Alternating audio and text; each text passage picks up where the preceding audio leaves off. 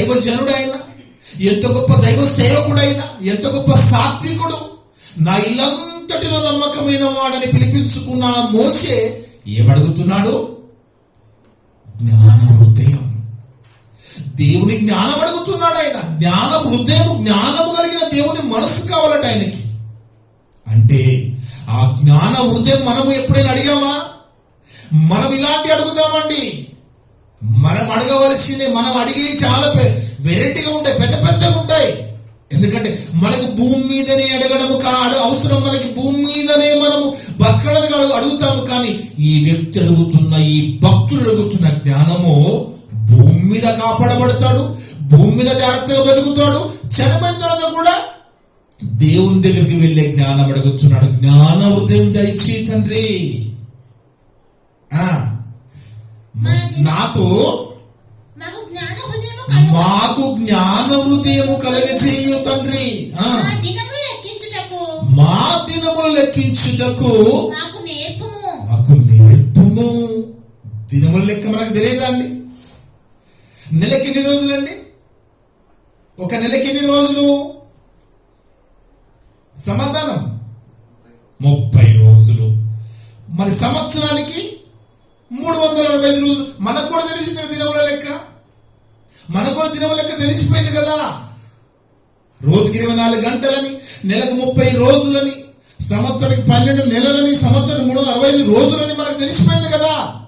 కానీ ఆయన అడుగుతున్న దినముల లెక్క అది కాదు. మోషే గారు అంటున్న ప్రార్థనలో ఉన్న దినముల లెక్క మనం అనుకుంటున్న సంవత్సరాల లెక్క కాదు. మనము క్యాలెండర్ తయారు చేసుకుని ఈ దినాలు మరి ఇన్ని సంవత్సరాలు మనం క్యాలెండర్ తయారు చేసుకున్నాం. కానీ మోషే గారు అంటున్నది లెక్క అది కాదు. దినముల లెక్క మన దినములు లెక్కించుటకు మాకు నేర్పుము. దినముల లెక్క లెక్కించుకోవడానికి నేర్పడం ఏంటండి? ఆలోచించుకోవాలి. మనం బాగా ఆలోచించుకోవాలి. ఆ మాటలోని భావాన్ని, ఆ భక్తుడు అడుగుతున్న ఆ భావాన్ని, మాకు మా దినములు లెక్కించుకోవడానికి మాకు నేర్పుము తండ్రి. మనం అనుకుంటున్న ఈ యొక్క నెలలు రోజుల గురించి కాదు మోషే గారు అంటున్నది. ఆయన గురించి చెబుతున్నాడు, మన గురించి చెప్తున్నాడు. మా దినముల లెక్కలు, మన దినాల లెక్కలు మనకి తెలిసి ఉండాలట. ఆలోచించుకోవాలి. మనం బాగా ఆలోచించుకోవాలి. ఆ మాటలోని భావాన్ని, అర్థాన్ని మనం అర్థం చేసుకోవాలి దేవుని బిడ్డలారా.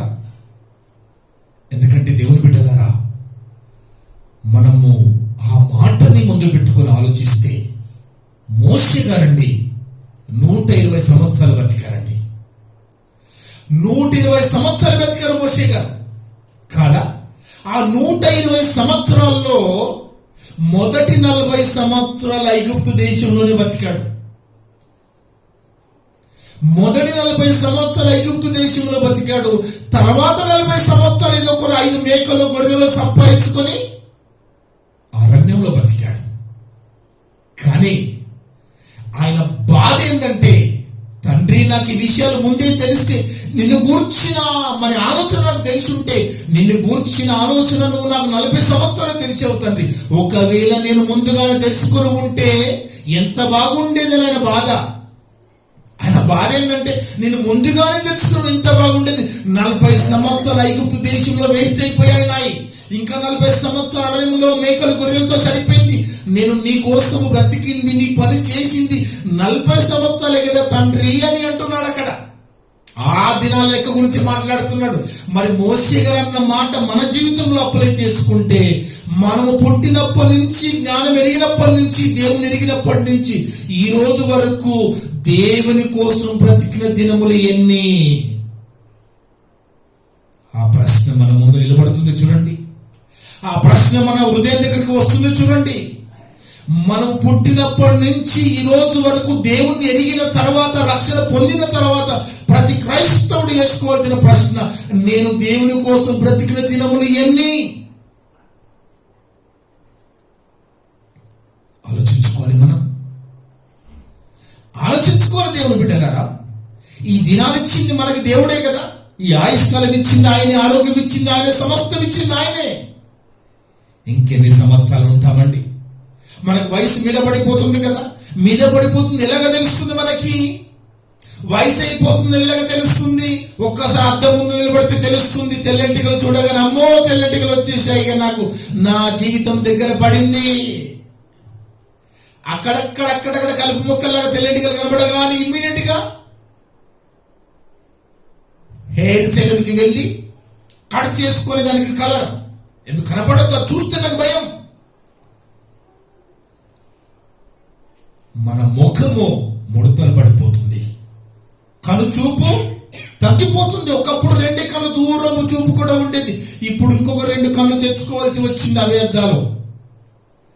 ఇక కాళ్ళు చేతుల్లో బలం తగ్గిపోతుంది, ఆరోగ్య పరిస్థితులు మారిపోతున్నాయి.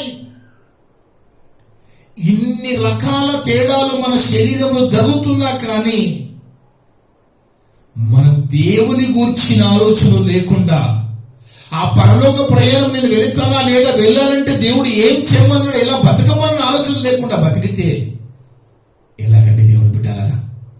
కదా, మనకిచ్చిన ఒక్క దినంలో మనం టైం పాస్ అసలు టైమే లేని, మనకు టైం పాస్ కావడం లేదని సీరియళ్ళు సినిమాలు. అసలు క్రైస్తవ జీవితంలో టైం ఉంటుందా? నిజంగా నువ్వు దేవుని కోసం బతుకుతుంటే, దేవుని కోసం ఆలోచిస్తే, నీ ఉద్యోగం చేసుకుంటూ నువ్వు దేవుని కోసం బ్రతకాల పని చేయాలంటే ఎక్కడుంటుంది సమయం? ఇంకా నీకు సమయం దొరుకుతుంది టీవీలు చూడడానికి, సమయం వృధా చేయడానికంటే. ఇంకా నీలో ఏదో వైరస్ ఉంది చూసుకో, అది కరోనా వైరస్ కంటే ప్రమాదమైన వైరస్ అది. మనం జాగ్రత్త పడాలి దేవుని బిడ్డలారా, ఆలోచించుకోవాలి మన జీవితాన్ని. ఎందుకంటే మనకు కావలసింది పరలోకం. పరలోకం వెళ్ళడానికే, దేవుడున్న లోకానికి వెళ్ళడానికే కదా మనం దేవుని దగ్గరికి వచ్చిన మనము దేవుడిచ్చిన ఈ జీవిత కాలం అంతా కూడా మన కోసమే ఉపయోగించుకొని, మన కోసం బ్రతికి చనిపోతే రేపన్నాడు ఏం సమాధానం చెప్తాం మనం తండ్రికి? ఏం చెప్పగలం? బాగా ఆలోచించుకోవాలి దేవుని బిడ్డలారా, మనం బాగా ఆలోచించుకోవాలి. అందుకే దేవుని బిడ్డలారా, బైబిల్లో దేవుడు రాసిన అద్భుతమైన మాట, మనము దేవునికి లెక్క ఒప్ప చెప్పాలి. అది జంతువులకు లేదు. జంతువులకి నరకము పరలోకమని లేదు, వాటికి ఒకటే జీవితము. దేవుడు వాటిని లెక్క అడగడు. అవి ఎవరికి కూడా సమాధానం చెప్పుకోవాల్సిన అవసరం లేదు. నోరు లేని మూగ జీవులవి. కానీ మనల్ని లెక్క అడుగుతాడు. మనం దేవునికి లెక్క ఒప్పచెప్పాలి ఒకనాడు. ఆ ఆలోచన మనకుందా? మరి అలాంటి భయంతో బతుకుతున్నామా? అలాంటి జీవితం కలిగి ఉన్నామని మనం ప్రశ్నించుకొని ముందుకు వెళ్ళాలి. ఎందుకంటే ఈ జీవితము చిన్న జీవితం అండి. 60, 70, 80 సంవత్సరాలు. 60, 70, 80 సంవత్సరాల్లో కూడా ఆయాసము, దుఃఖమే. అదే కీర్తన గ్రంథంలో అక్కడే ఉంటుంది చూడమ్మా, వచనం. అదే 90వ అధ్యాయము మోషే గారు రాసిన, మరి దైవజనుడు చేసిన ప్రార్థనలో 90వ అధ్యాయంలో 10వ వచనంలో చెప్తున్నాడు చూడండి. మన ఆయుష్కాలం గురించి మాట్లాడుతున్నాడు అక్కడ. నేను అన్ని జాగ్రత్తలు తీసుకుంటున్నానండి, నేను జిమ్కి వెళుతున్నాను, నేను అన్ని మరి రకాల మందులు తీసుకుంటున్నాను, ఎక్సర్సైజ్ చేస్తున్నాను, ఎన్నో జాగ్రత్తలు తీసుకుంటున్నాను. కాబట్టి నేను ఒక 100-120 సంవత్సరాలు బతుకుతామన్నట్టుగా ఉందా మన జీవితము? లేదు దేవుని బిడ్డలారా, అలాంటి పరిస్థితి లేదు. అందుకే భక్తుడు అంటున్నాడు చూడండి, మా ఆయుష్కాలము 70 సంవత్సరములు. అధిక బలం అంటే నువ్వు ఎన్నో జాగ్రత్తలు తీసుకొని మంచి పుష్టిగా తిని మంచి ఎక్సర్సైజ్ చేసి అన్ని జాగ్రత్తలు తీసుకుంటే అధిక బలం ఉంటే ఇంకొక 10 సంవత్సరాలు ఎక్కువ, 80 సంవత్సరాలు. కానీ ఈ 70-80 సంవత్సరాలు కూడా వాటి వైభవము, ఆయాసము, దుఃఖమే. ఇదండి మన జీవిత చరిత్ర.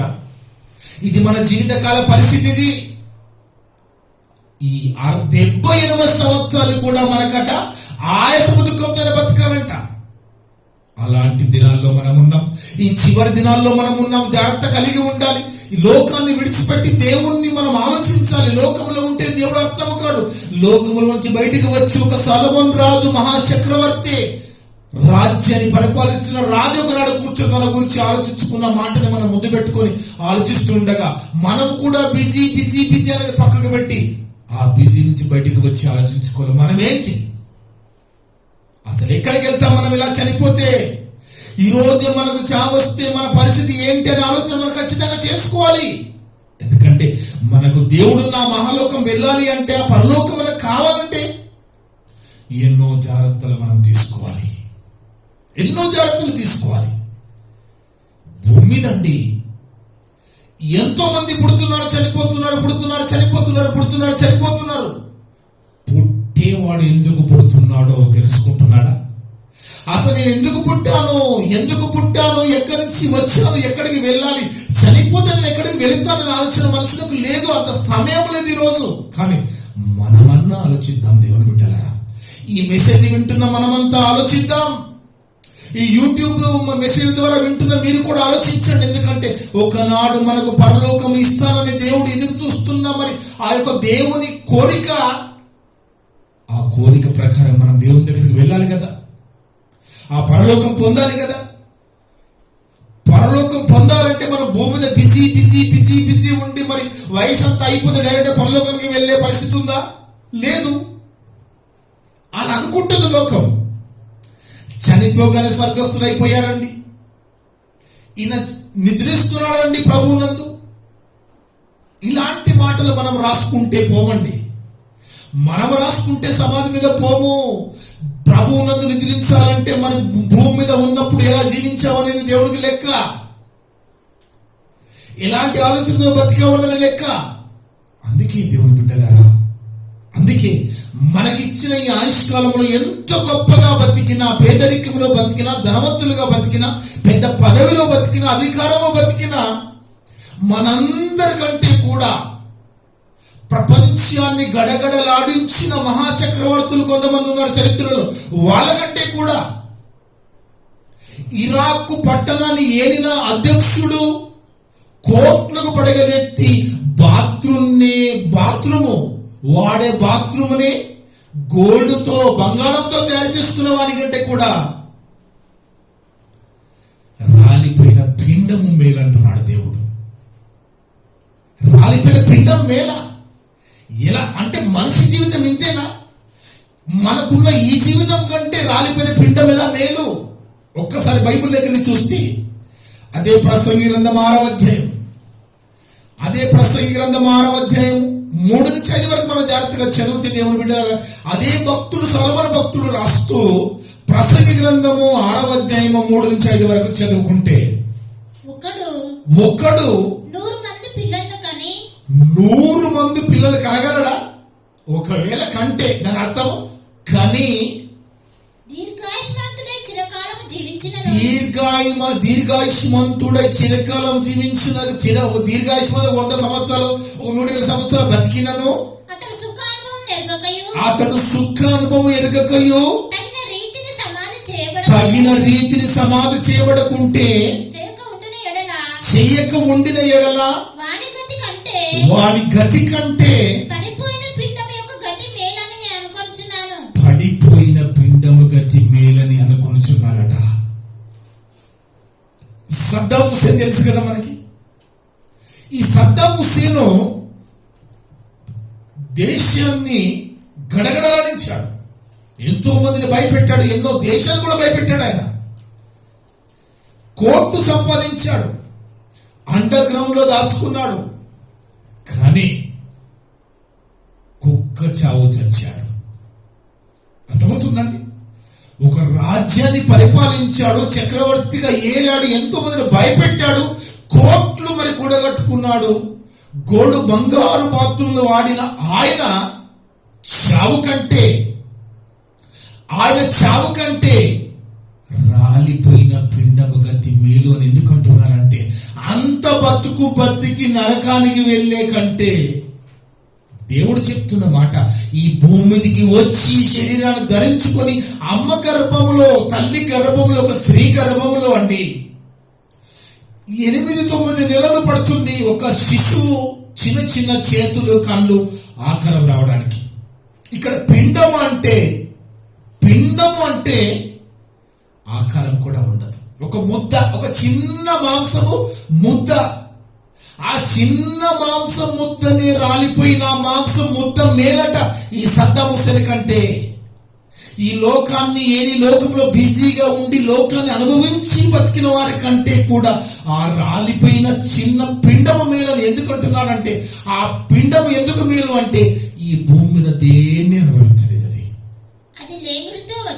అది ఏం లేకుండా వచ్చి, ఒక కాళ్ళు లేవు, చేతులు లేవు, మరి కళ్ళు లేవు, ఏమి లేదు, చిన్న ఆకారంతో వచ్చి చీకటిలోనికి వెళ్ళిపోతుంది. అసలు ఈ మరి వెలుగును కూడా చూడలేదు ఇక్కడ.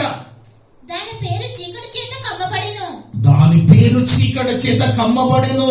అది సూర్యుని చూచినది కాదు. ఏ సంగతి దానికి తెలియదు. అతని గతి ఎవరి గతి? కోట్లకు పడగలెత్తిన లోకంలో బిజీగా ఉన్న, దేవుని పట్టించుకోకుండా మరి నరకాన్ని వెళ్ళిపోయే వారి కంటే, అలాంటి వారి గతి కంటే ఈ రాలిపోయిన, ఈ పడిపోయిన పిండం యొక్క గతి మేలు అని ఎందుకంటున్నాడు దేవుడు అంటే, ఈ పిండానికి ప్రమాదం లేదండి. ఈ పిండము సరాసరి పరదేశికి వెళ్ళిపోతుంది. కానీ బ్రతుకున్న మన పరిస్థితి ఏంటి? బ్రతుకున్న మన పరిస్థితి చూసుకోవాలి కదా. దేవుడు ఇంత పెద్ద మాట బైబిల్లో రాశాడు మరి దేవుడు ఇంత పెద్ద మాట రాశాడు అంటే, మన బ్రతుకు ఏంటనే ఆలోచన నాకు రావాలని రాశాడు. చాలా మంది పిండముగా మరి చనిపోతే బాధపడుతూ ఉంటాం. అయ్యో, గర్భాస్త్రం అయిపోయింది, మరి ఇక పిల్లలు పుట్టరట. ఇవన్నీ చూసి మన మీద జాలి పడుతూ ఉంటాం. మనకేదో కన్ఫర్మ్ గా దేవుడు పరలోకం ఇస్తానన్నట్టుగా. దేవుడు అంటున్నాడు, ఆ పిండం గతే మేలు నాయనా, నువ్వు సరిగా చూసుకోలేగున్నావు, నువ్వు నా దగ్గర రావాలంటే కరెక్ట్ గా ఉన్నావు లేదా చూసుకో అంటున్నాడు దేవుడు. బాగా ఆలోచించుకోవాలి దేవుడు. ఇంకో మాట ప్రసంగి గ్రంథంలో 4:2-3 4వ అధ్యాయం ప్రసంగి గ్రంథము 2-3 వచనాలు చూస్తే, కాబట్టి ఇంకనూ బ్రతుకుచున్న వారి కంటే ఇంతకు ముందు కాలము చేసిన వారే ధన్యులు అనుకొంటిని. ఇంకనూ పుట్టని వారు సూర్యుని క్రింద జరుగు అన్యాయపు పనులు. చూడండి, సూర్యుని కింద ఏం జరుగుతుందంట? అన్యాయపు పనులు, అన్యాయమైన జీవితాలంట. అలాంటి అన్యాయం జీవితాలు చూడడం కంటే అసలు పుట్టకుండుంటే మేలట. అర్థమవుతుందండి? మన జీవితం ఏంటో, మన చరిత్ర ఏంటో, మనం ఎక్కడున్నామో, మరి దేవుడు ఏం మాట్లాడుతున్నా అర్థం చేసుకోవాలి మనం. ఇంకను పుట్టని వారు సూర్యుని కింద జరుగు అన్యాయపు పనులు చూచి ఉండని హేతువు చేత ఈ ఉభయుల కంటెను, కారణం చేత ఈ ఉభయుల కంటెను వారే ధన్యులు అనుకొంటిని. వారే ధన్యులట. పుట్టని వారు ధన్యులు, మనకంటే ముందు చనిపోయిన వాళ్ళు ధన్యులు. కానీ మన సంగతి ఏంటి? ఈరోజు ప్రశ్న అదే. ఈరోజు మన ముందు ఉన్న ప్రశ్న, మన సంగతి ఏంటి? శరీరం ఉడికిపోయింది, ఆరోగ్యం పోయింది, ఆయుష్కాలం అయిపోయింది, ఆయుష్కాలము మరి తరిగిపోయింది. ఒక అద్భుతమైన విషయం మన జీవితంలో చెప్తాను చూడండి. మన జీవితానికి ఒక ఎగ్జాంపుల్ చెప్తాను, బాగా అర్థం చేసుకోండి. ఒక ఉద్యోగి చిన్న ఉద్యోగం పెద్ద ఉద్యోగం చేసుకుంటున్నాడు. ఖచ్చితంగా నెలకోసారి ఒక 25 కేజీల బియ్యం కొనుక్కొచ్చుకుంటాడు కదా. 25 కేజీల బియ్యము సంచి ఇంట్లో పెడతాడు. ఇక మరి భార్య రోజు మరి అర్ధ కిలోనో తీసి వండుతూ ఉంటుంది. ఒక 30 రోజుల తర్వాత, ఒక 15 రోజుల తర్వాత ఏమవుతుంది? ఆ సంచి 25 కిలోల బ్యాగు ఖాళీపోతుంది, సగం కదా, సగం ఖాళీపోద్ది. మరి ఇంకొక 15 రోజుల తర్వాత, 4 రోజుల తర్వాత మొత్తం ఖాళీపోయి ముడతలు పడిపోతుంది. ఏది? బియ్యపు సంచి. బియ్యం అయిపోతూ ఏ విధంగా అయితే ముడతలు పడిపోతుందో, ఈరోజు మన జీవితము కూడా అదే విధంగా మన ఆయుష్కాలంలో మన దినాలన్నీ కరిగిపోయి మన పరిస్థితి కూడా అలా అవుతున్నది. అర్థం చేసుకోవాలి, మనం బాగా అర్థం చేసుకోవాలి. ఇంకొక ఎగ్జాంపుల్ మీకు చెప్తాను, అద్భుతమైన ఎగ్జాంపుల్. ప్రతి సంవత్సరము క్రిస్మస్ వస్తుంది. డిసెంబర్ అయిపోగానే అమ్మ మళ్ళా ఈ 12 నెలలకి డిసెంబర్ వస్తుంది, మరి క్రిస్మస్ అప్పుడు వస్తుంది అనే కాలం కాదు. హ్యాపీ న్యూ ఇయర్ నిన్నడే అనిపిస్తుంది. ఇప్పుడున్న మన కాలం అంత స్పీడ్గా దినాలు అయిపోతున్నాయి. నిన్ననే నూతన సంవత్సరం శుభాకాంక్షలు చెప్పాడు కనిపిస్తుంది మన జీవితాన్ని చూస్తే. అయితే ఒక వ్యక్తి డిసెంబర్ అయిపోగానే ఆ క్యాలెండర్ తీసుకొని కొత్త క్యాలెండర్ పెడుతున్నాడు. అంటే డిసెంబర్ వస్తుంది అంటే సంఘ కాపర్లు, పాస్టర్లు, దైవ సేవకులు బిజీగా క్యాలెండర్ ముద్రించే పనిలో ఉంటున్నారు. ఎందుకంటే సంఘస్థులకు క్యాలెండర్లు ఇవ్వాలని. అదేవిధంగా కొంతమంది వ్యాపారస్తులు, పెద్ద పెద్ద వ్యాపారస్తులు కూడా మరి కస్టమర్లకి క్యాలెండర్ ఇవ్వాలని కూడా ప్రింట్ చేస్తూ ఉన్నారు. కానీ ఆ ప్రింట్ చేస్తున్న దైవ సేవకులకు, ఈ వ్యాపారస్తులకు తెలియని వాస్తవాన్ని మీకు చెప్తున్నాను చూడండి. అసలు క్యాలెండర్ కనిపెట్టిన వాళ్ళకే తెలియదు ఎందుకు కనిపెట్టాడో ఆ వాస్తవాన్ని ఇప్పుడు మనం మాట్లాడుకుంటున్నాము దేవుని ఎదుట. కొత్త సంవత్సరం వచ్చింది, కొత్త క్యాలెండర్ మనకి ఇచ్చారు.